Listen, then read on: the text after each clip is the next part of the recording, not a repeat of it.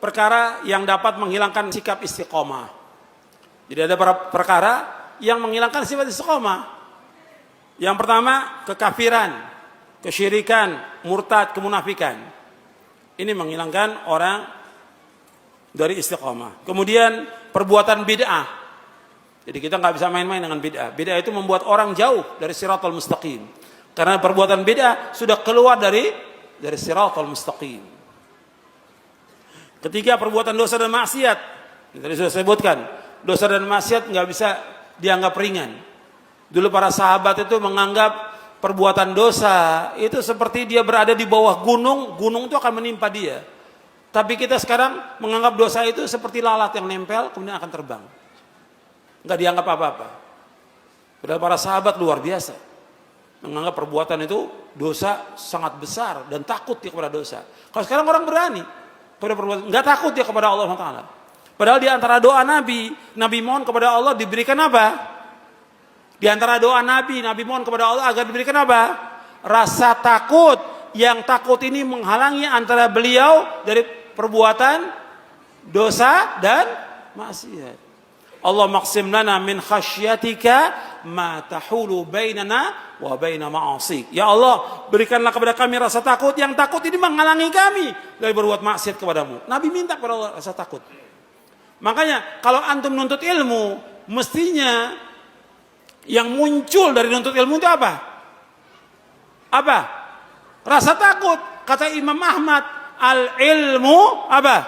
Khasyatullah. Kata Imam Ahmad, ilmu itu takut kepada Allah. Aslul ilmi khasyatullah. Bahwa asalnya ilmu takut kepada Allah. Sekarang banyak orang gak takut kepada Allah. Takut kepada Allah. Makanya kalau kita nuntut ilmu, mesti tambah takut kepada Allah. Jangan melanggar, jangan berbuat maksiat.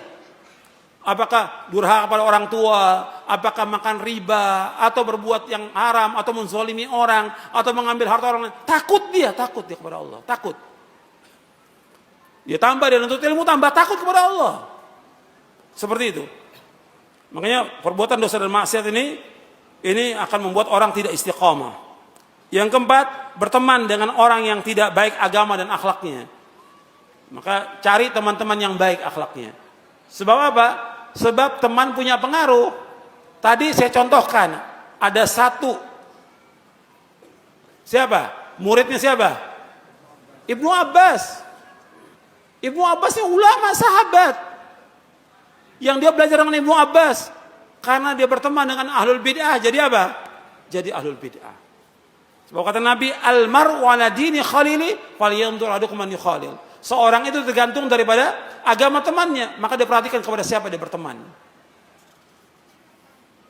Kemudian yang kelima, yang merusak atau membuat kita tidak istiqomah, cinta dunia dan tamak kepada dunia. Ini yang terbanyak ini. Di samping yang tadi juga ini, banyak orang gak istiqomah karena dunia. Sibuk dengan dunia, tamak kepada dunia. Bila rezeki sudah diberikan oleh Allah, kita wajib ikhtiar untuk mencari nafkah, mencari rezeki, wajib kita. Tapi sekedarnya, ini enggak kita sibuk terus dari mulai pagi sampai sore sampai malam, terus seperti itu. Setiap hari habis waktu kita.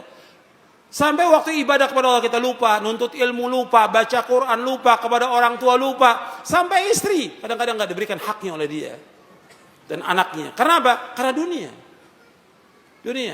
Orang yang sibuk dengan dunia dan tujuan hidupnya untuk dunia. Perhatikan hadisnya. Antum lihat di halaman 92. Halaman 92 antum lihat.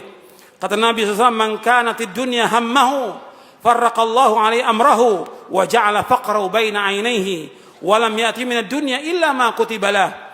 Wa man kanatil akhiratu niyatahu, jama'allahu lahu amrahu, wa ja'ala ghinahu fi qalbihi, wa atathu dunya wa hiya raghimah."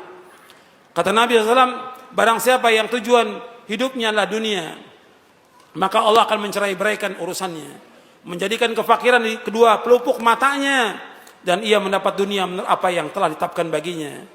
Dan barang siapa yang niat tujuan hidupnya adalah negeri akhirat, Allah akan mengumpulkan urusannya, menjadikan kekayaan di hatinya, dan dunia akan mendatangi dalam keadaan menghina. Hadis sahih riwayat Ahmad, Ibnu Majah, Ibnu Hibban dan yang lainnya. Antum perhatikan di sini. Nabi menyebutkan di sini dua, barang siapa yang tujuan hidupnya dunia. Satu lagi, barang siapa yang tujuan hidupnya akhirat. Yang tujuannya dunia, meskipun dia kerja terus pagi sampai malam, malam sampai pagi terus, tetap aja rezekinya segitu yang Allah kasih. Tapi orang yang tujuannya akhirat, apa kata Nabi Muhammad SAW di sini? Allah kumpulkan urusannya, dimudahkan urusannya oleh Allah. Kemudian apa? Wa ja'ala ghinahu fi qalbihi. Allah berikan kekayaan dalam hatinya. Karena hakikat kekayaan yang sebenarnya kaya apa? Kaya hati. Bukan kaya harta. Laisal ghina an kathratil ardh walakinal ghina ghina nafs, kata Nabi.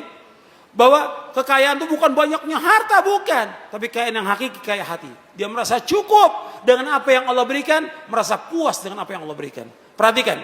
Orang yang merasa cukup dan puas dengan rezeki yang Allah berikan kepada dia, meskipun hanya sekedarnya dia dapat setiap hari, maka dia menjadi orang yang paling kaya di muka bumi ini. Antum ingat tuh, orang yang dia cukup dengan rezeki yang Allah berikan kepada dia, umumnya sehari dia cuma dapat 10.000 rupiah, cukup dia buat istri dan anaknya, cukup dia, dan dia puas, dan dia bersyukur kepada Allah, maka dia menjadi orang yang paling kaya di muka bumi ini. Kata Nabi SAW, warda bima qasamallahu laka takun agnan nas. Adalah kamu menjadi orang yang redha dan puas dengan apa yang Allah berikan rezeki kepada kamu, maka kamu jadi orang yang paling kaya di muka bumi ini. Ini hadis Nabi SAW. Makanya kita merasa cukup. Dan Nabi menyebutkan juga termasuk orang yang bahagia. Dalam hadis yang sahih riwayat Muslim, Nabi bersabda, qad aflaha man aslama wa ruziqa kafafan wa qanna bima ata. Kata Nabi, sungguh sukses, sungguh beruntung, sungguh berbahagia orang Islam. Diberikan rezeki cukup dan dia puas dengan apa yang Allah berikan kepadanya. Dia orang yang beruntung, kata Nabi SAW. Bahkan orang yang dia paginya selamat, punya makan cuma itu aja, dan dia puas, dia seolah memiliki dunia, kata Rasulullah. Memiliki dunia. Cuma makan cuma satu piring dengan apa adanya, tapi dia memiliki dunia, kata Rasulullah SAW. Hadis riwayat Tirmidzi. Makanya kita harus puas dan cukup dengan apa yang Allah berikan. Kalau kita lihat sekarang ini orang banyak tamak pada dunia, ngejar dunia, nggak merasa puas. Akhirnya apa? Lupa udah. Nggak. Kadang-kadang sholatnya pun ditinggalkan oleh dia. Atau sholatnya zuhur menjelang asar, asar menjelang maghrib. Kenapa? Dunia. Maghrib menjelang isya, subuh udah nggak kelihatan sudah di masjid. Kalau subuh udah nggak kelihatan. Subuh nggak muncul di masjid ya. Dunia yang membuat dia rusak.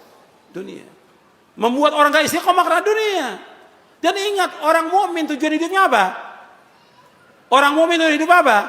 Akhirat, bukan dunia.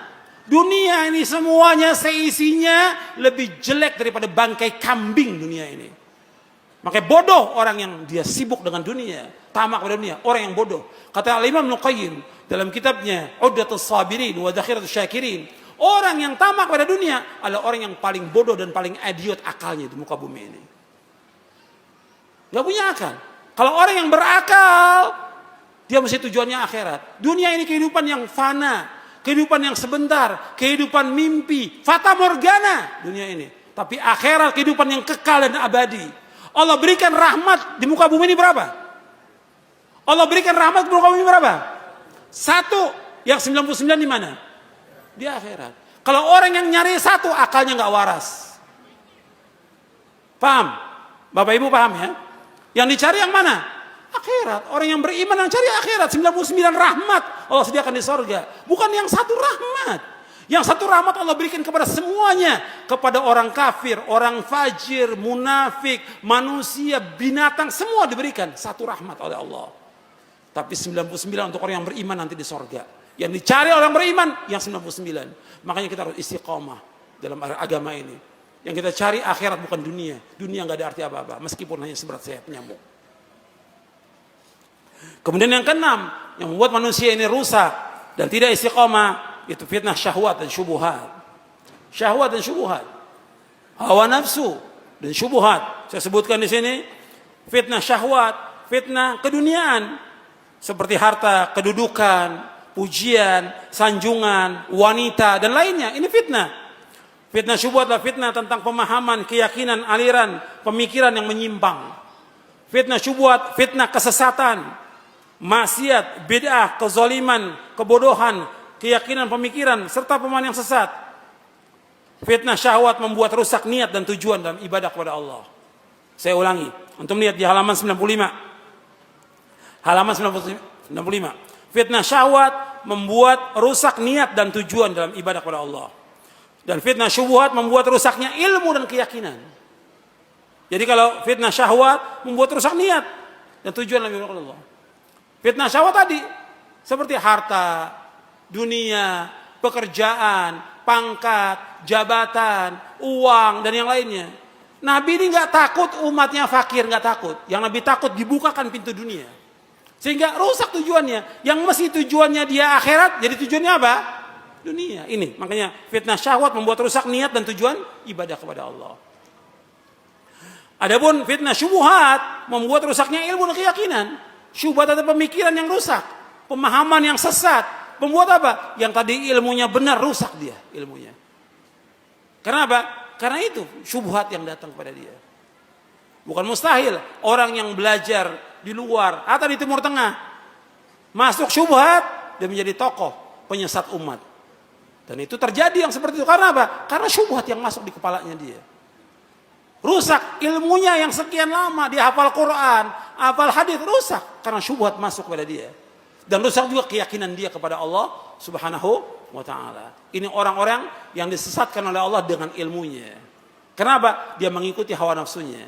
Afara'aita man ittakhadha ilahahu hawahu wa adallahu Allahu ala ilmin. Tidakkah kau perhatikan orang-orang yang dia menjadikan hawa nafsunya sebagai Tuhan? Allah sesatkan dengan ilmunya dia. Disesatkan oleh Allah dengan ilmunya. Makanya kita hati-hati bahwa kita belajar yang jelas Quran dan Sunnah ala fahmi salaf. Yakini ini, fahami dengan benar dan pegang teguh. Dan mohon kepada Allah istiqamah di atas jalan yang hak sampai kita diwafatkan oleh Allah. Yang paling mulia karamah itu tetap di istiqamah. Makanya katakan oleh Syekhul Islam Ibnu Taimiyah, ghayatul karamah luzumul istiqamah. Ghayatul karamah luzumul istiqamah. Mulianya tujuan dari karamah, kemuliaan. Karena orang kan melihat karamah kan. Wali-wali itu punya karamah kata mereka. Wali punya karamah kekeramatan. Kata Syekhul Islam, bukan itu tujuannya. Karamah yang sebenarnya bagaimana dia istiqamah sampai dia diwafatkan oleh Allah, istiqamah di atas tauhid, istiqamah di atas sunnah, istiqamah di atas manhaj salaf, istiqamah dalam dia mengikhlaskan ibadah kepada Allah, istiqamah dalam ketaatan, istiqamah dalam menjauhkan semua perbuatan maksiat. Saya pikir cukup sampai di sini, mudah-mudahan bermanfaat.